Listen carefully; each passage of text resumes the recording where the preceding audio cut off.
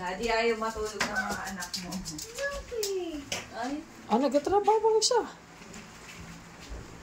Or ka? Overtime. Yung isa.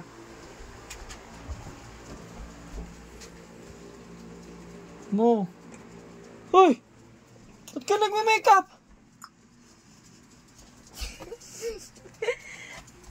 Ano? Anong ginagawa niya? Ano yung tsura mo? Ano, Lord God? Mo. Wala na. Patay. Saan mo disikit siya? Hey, that's Mama's booby girls. Explain ko sa'yo, anak, ha? This one is for mommy. Yeah. Okay? O, yak yan siya, yak. Kasi not for boys. Okay? Hindi yan siya pong ganyan-ganyan. Sabi, pakit-pikit-pikit ka pa. Halika dito. Ito, no. This one is no. This one is no, ha?